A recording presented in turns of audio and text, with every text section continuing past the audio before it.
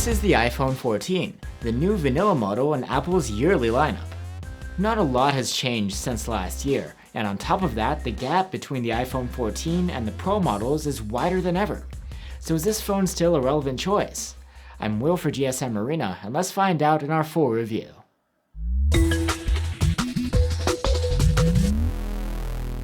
A new model with some incremental upgrades. That's pretty much par for the course when it comes to the iPhones. But just how incremental can we get? It seems like we might find out with the new iPhone 14. This year's vanilla model gets a couple of features from last year's iPhone 13 Pro, the A15 Bionic chipset with a 5-core GPU and the main camera. There is also a new selfie cam which has autofocus. Another new feature is that the internals have been rearranged so that the iPhone 14 is easier to service and repair. There are a couple of additions when it comes to connectivity as well. There's new Bluetooth 5.3 and a region-specific satellite connection that you can use to contact emergency services, handy if you don't have network coverage. And that's about it for the meaningful changes. The compact design is exactly the same and as premium as ever, with IP68 rated ingress protection against up to 6 meters of water. Holding the phone in hand, you'd be hard-pressed to tell if this is the new model or the old one. It's not like the Pro models are breaking the mold this year either, but they do bring a new hyped-up selfie cutout with extra functionality. And they also support an always-on display for the first time on an iPhone. It's too bad that we don't get anything new like that here. Even just an upgrade of the screen refresh rate to match the Pros would have been awesome. But no, it's still 60 Hz. And compared to most phones in this price segment, swiping and scrolling feels a bit choppy. It remains a nice screen though, a 6.1-inch OLED with a pixel density of 460 ppi and ceramic shield protection. This display is quite bright, achieving a maximum of about 800 nits with a brightness slider, the same as last year. Unlike the Pro models, there is no auto brightness boost beyond that. Content on the iPhone 14 looks great too. The panel is sharp, contrasty, and colorful, and the color accuracy is excellent here. There's also HDR10 and Dolby Vision support. Of course, the notch cutout eats into the content a bit, but that's expected here. For audio, the iPhone 14 has a pair of stereo speakers, with the earpiece doubling as the second one. They sport very good loudness, and the sound quality is excellent, with great mids and highs and nice bass.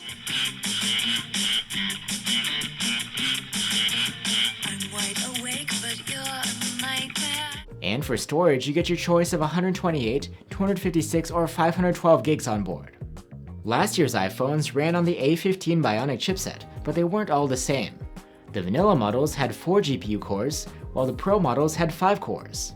That A15 Bionic chip with 5 cores is being reused in the iPhone 14, and as you'd expect, it provides excellent benchmark performance, on par with last year's iPhone 13 Pro.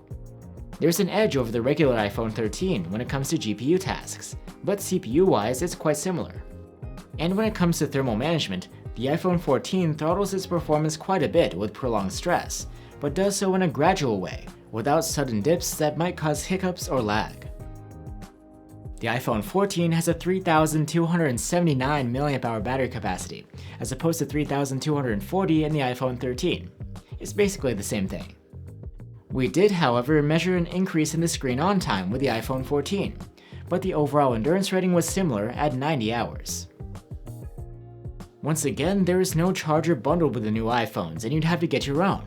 This is where Ugreen, the sponsor of this video, comes in. If your phone doesn't ship with a charger, don't be left with an old thing you found under the couch. The Ugreen Nexode 140-watt charger can top up your devices at maximum speed because it fully complies to the Power Delivery 3.1 protocol with PPS. It's safe to use, with safeguards to preserve your battery and to prevent overheating. Using this charger, we clocked 60% of the battery on the iPhone 14 in 30 minutes, which is just as fast as if you were using Apple's own 20-watt charger, and for some reason a bit faster than the previous iPhone 13. But this charger isn't just for smartphones, it also works with laptops like the MacBook. And thanks to multiple ports, you can charge more than one device at the same time. We'll make sure to put a link to the charger down in the video description below. Now back to our review. Let's talk about the interface, Apple's new iOS 16. It's not a groundbreaking update over iOS 15, but there are a few changes worth mentioning. The lock screen doesn't double as an always-on display here, but it brings a few refinements. It houses your notifications, which swipe up from the bottom. There's widget support, and you can customize several different layouts for the lock screen and switch between them on the fly. The lock screen layouts can also be linked directly to specific focus profiles. Or within settings, in each profile you can set up its preferred lock screen.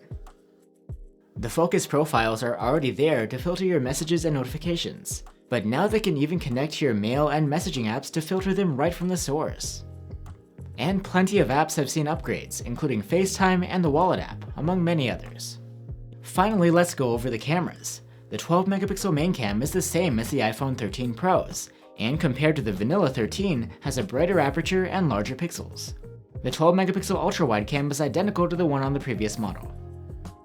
This year, Apple also brings an update to the HDR image stacking tech, where before it was called Deep Fusion, now it's the Photonic engine.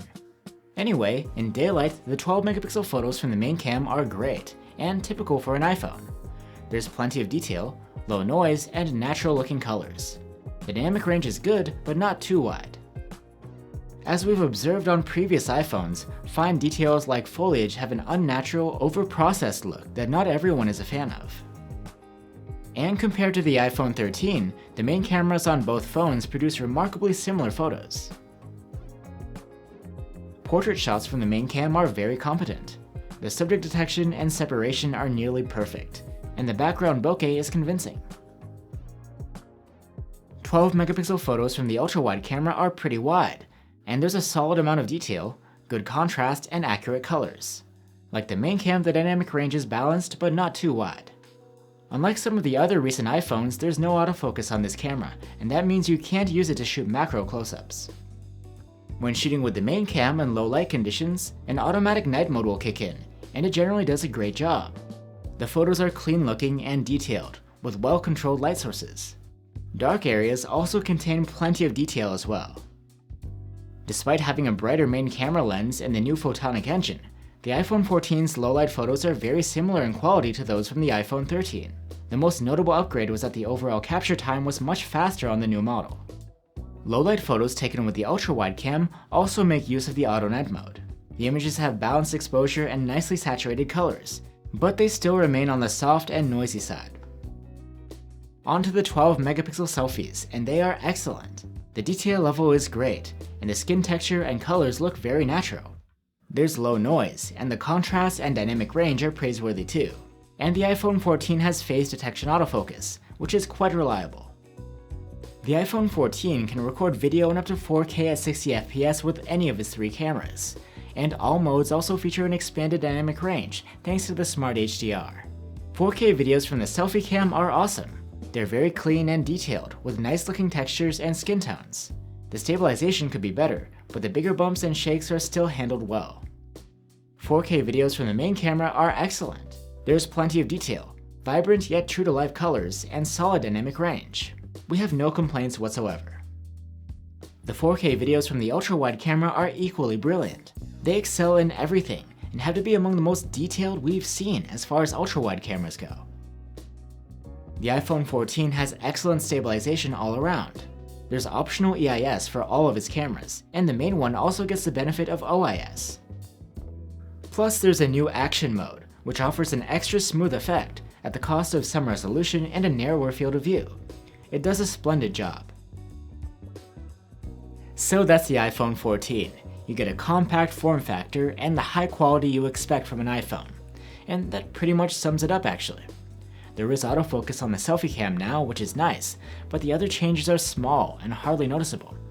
You don't even get the signature new look of the iPhone 14 generation with a dynamic island, or the new always-on display.